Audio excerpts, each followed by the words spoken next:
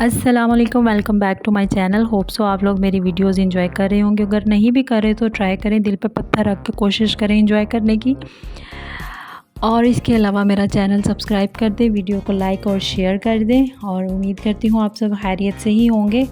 और दुआ भी यही है कि अल्लाह करीम आपको अपनी हिफाजत में रखे। और आज मेरी एक बहन ने मुझे स्पेशल दुआ के लिए बोला है कि दुआ मेरे लिए अपने व्यूअर्स से करवाएं कि अल्लाह उनको नेक औलाद से नवाजे। तो प्लीज़ जितने भी औलाद जुड़े हैं उनके लिए एक दफ़ा दुआ कर दें। कोई पता नहीं किसके मुंह से निकली हुई दुआ अल्लाह करीम कबूल करे। अच्छा तो गाइज़, आज मैंने सोचा कि क्यों ना मैं अपने व्लॉग में आज मैं आपको अपने घर में आई हुई स्पेशल चीज़ दिखाऊं। ये जो मोर के पंख हैं, ये मेरी सासू माँ को किसी ने गिफ्ट किए थे तो वो ले आई और मैंने अपने रूम में साइड टेबल पे सजा दिए। और इन मोर के पंख को देख के हमें तो अपना बचपन याद आता है और बहुत से व्यूवर्स को बचपन याद आता होगा कि हम लोग बचपन में करते क्या थे। इन मोर के पंखों को हम अपनी बुक्स में रख लेते थे और कहते थे कि ये रियल वाले मोर हैं और ये अब बच्चे भी देंगे तो इनको हमने चीनी और पत्ती दिया करनी, अपनी बुक्स में चीनी पत्ती रख लिया करनी ताकि ये मोर जो है मज़ीद बच्चे दें और हमारे पास ज़्यादा मोर हो जाए। लेकिन आज अपने बचपन की वो बातें याद करके हंसी भी आती है कि हम लोग कैसी हरकतें करते थे। लेकिन बचपन था ना, तो बचपन तो मासूम ही होता और वो बचपन ही क्या जिसमें मासूमाना हरकतें ना हो। अच्छा तो गाइज़, आज मैंने आलू अरवी बनाई और मैंने सोचा क्यों ना अपने व्यूवर्स के साथ इसकी रेसिपी भी शेयर की जाए और कुछ मीठी मीठी यादें भी शेयर की जाए, जैसे कि मैं अमूमन करती रहती हूँ। आलू अरवी मुझे पसंद तो बहुत है, लेकिन अरवी काटते हुए जो हाथों को ख़ारिश होती है वो बहुत ज़्यादा इरिटेट करती है। तो इस ख़ारिश से बचने के लिए मैंने यूट्यूब पे इसका सलूशन सर्च किया। तो मैंने एक बहुत ही फेमस शेफ़ की वीडियो देखी जिसमें उन्होंने बताया हुआ था कि आपने अरवी को काटने से पहले हाथों को सरसों का तेल लगा लेना है, उससे आपको बिल्कुल भी इरिटेशन नहीं होगी, कोई ख़ारिश नहीं होगी। तो मैंने बिल्कुल ऐसा ही किया, लेकिन ये ट्रिक बिल्कुल मेरे काम तो नहीं आई, मुझे तो फिर भी इतनी ज़्यादा ख़ारिश हुई। और पता नहीं अब ये उन्होंने व्यूज़ लेने के लिए अपलोड की वीडियो या वैसे ही मेरे ऊपर ये ट्रिक काम नहीं की। और अगर किसी ने मेरी रेसिपी को फॉलो करना भी हुआ तो याद रखिएगा कि अरवी को काट के थोड़ी देर पहले आधा घंटा पहले तकरीबन नमक लगा के रख देते हैं और उसके बाद इसको वॉश करते हैं। अच्छा तो गाइस, जब तक मेरा सालन रेडी होता है तब तक मैं आपके साथ एक बहुत ही मज़े की मेमोरी शेयर करती हूँ।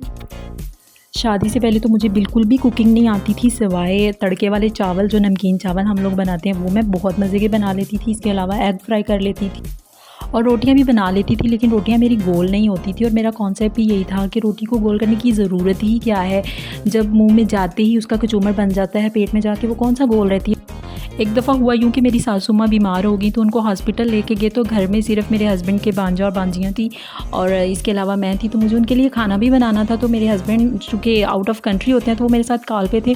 उन्होंने मुझे बोला आप बनाना स्टार्ट करो दाल माश की, तो मैं आपको गाइड करता हूँ। तो वो मुझे गाइड करते रहे, लेकिन हुआ यूँ कि मैंने सुना हुआ था कि मसाला जब बन जाता है तो उसमें सब्ज़ी डाल के तो उसको अच्छे से भूनते हैं। तो मुझे ये था कि दाल माश को भी ऐसे ही भूनना है। तो मैंने जब मसाला बना लिया उसमें दाल माश को मैंने भूनना स्टार्ट कर दिया। वो उसको मैंने इतने अच्छे से भून लिया कि वो निम्को दाल की तरह बन गई जो पैकेट्स में अवेलेबल होती है। तो दाल माश को भूनने के बाद मेरे हस्बैंड को नहीं आइडिया हो रहा था कि मैं कर क्या रही हूँ, तो मुझे ये था कि मैं उनको बड़े अच्छे से फॉलो कर रही हूँ। तो मैंने उसको इतने अच्छे से भूनने के बाद बिल्कुल निम्को दाल की तरह बना के तो बाद में मैंने उसमें पानी डाला और उसको प्रेशर कुकर में रख दिया। पहले मैंने 5 मिनट वेट लगाई, लेकिन वो दाल नरम होने पे नहीं आ रही थी। फिर 10 मिनट वेट लगाई, लेकिन फिर भी नहीं कोई असर हुआ उसको। फिर तब तक मेरे हस्बैंड की कॉल बंद हो गई। वो कहते हैं कि मुझे कोई ज़रूरी काम है, तो फिर आप अब बना लो अपना सालन। तो फिर मैंने सोचा मैं अब अपनी अम्मी को कॉल करती हूँ। अम्मी को कॉल की, अम्मी को बताया अम्मी मैंने दाल को इतना टाइम लगाया। अम्मी कहती हैं ये तो 2-3 मिनट में नरम हो जाती, तुम्हारी दाल क्यों नहीं नरम हो रही। मैंने कहा अम्मी मुझे नहीं समझ आ रहेगा, मुझे गाइड करें मैं करूँ क्या। अम्मी ने बोला 1 गिलास पानी डालो और फिर इसको वेट पे लगाओ। मैंने वैसे ही किया, लेकिन फिर वो नरम नहीं हुई। फिर अम्मी ने बोला और पानी डालो और पानी। अम्मी भी हैरान कि ये कौन सी दाल इसने रख लिया जो इसकी नरम होने पर नहीं आ रही है। फिर मैंने थक हार के उसको फाइनल लुक दे दी और बच्चों को खाने के लिए दे दी। और बच्चे भी अभी नई मुमानी की बदतरीफ़ी तो कर नहीं सकते थे, उन्होंने भी बोला अच्छी बनी है। लेकिन मुझे समझ आ रहा था कि ये कुछ भी अच्छा नहीं बना है, ये तो खाने के काबिल है ही नहीं, वो चबाने वाली बनी हुई थी। लेकिन अब मैंने एक बात पल्ले बांधी हुई है कि कभी भी किसी भी दाल को भूनना नहीं है। अगर भूनना भी है तो सब्ज़ियाँ भूनी जाती हैं, दालें नहीं भूनी जाती। और माशाल्लाह से अब मैं बहुत अच्छी कुकिंग कर लेती हूँ। शुक्र है अल्लाह का कि मुझे ससुराल इतना अच्छा मिला कि मुझे फ़ील ही नहीं हुआ कि मुझे कुकिंग नहीं आती थी और मुझे बहुत ज़्यादा बातें सुनने को मिली। ऐसा कुछ भी नहीं हुआ मेरे साथ और अल्हम्दुलिल्लाह आज मैंने सीख ली है कुकिंग। लेकिन जितनी भी अनमैरिड लड़कियां मैं उनको यही कहूँगी कि आप अपनी अम्मी के घर से खाना पकाना सीख के आया करें। क्योंकि अगर अल्लाह ना करे आपका ससुराल अच्छा नहीं है, सख़त हो, थोड़ा ज़ालिम ससुराल मिल जाए तो फिर बहुत ज़्यादा बातें सुनने को मिलती हैं और फिर अपनी ही दिल को तकलीफ़ होगी।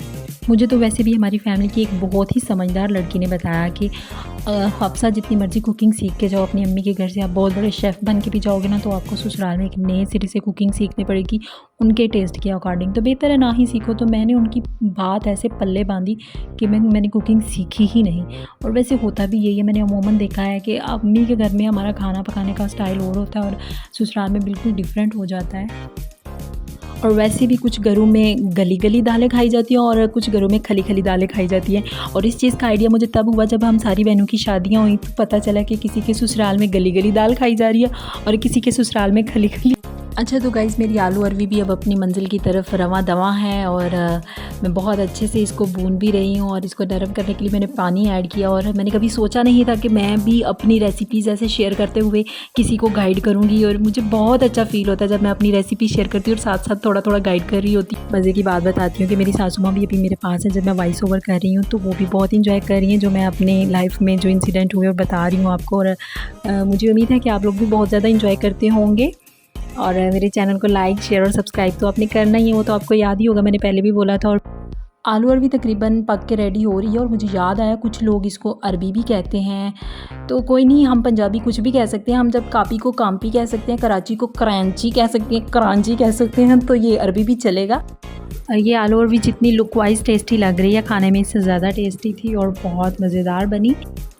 मेरे ससुराल में तकरीबन हर सब्ज़ी के साथ ही चावल खाए जाते हैं, चाहे शोरबे वाला सालन हो, सब्ज़ी हो, चावल उनके साथ वो खुशी खुशी खा लेते हैं। जैसे कि आलू भिंडी के साथ हम लोग इमेजिन भी नहीं करते कि कोई चावल खा सकता है, तो ये लोग उसके साथ भी बड़ी खुशी खुशी चावल खाते हैं। हमने आलू अरवी के साथ चावल ही बनाई, इसलिए मैंने साथ चावल भी रख लिए।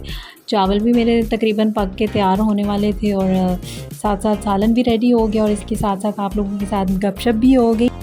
मैंने सुना था कि सियालकोटियों को चावल बहुत पसंद होते हैं। वैसे तो सियालकोटी मैं भी हूँ, लेकिन मेरे मैके में इतने ज़्यादा चावल खाए नहीं जाते थे, लेकिन ससुराल में आके मुझे एहसास हुआ कि इसमें कोई शक नहीं है कि सियालकोटी कितने शौक़ से चावल खाते हैं।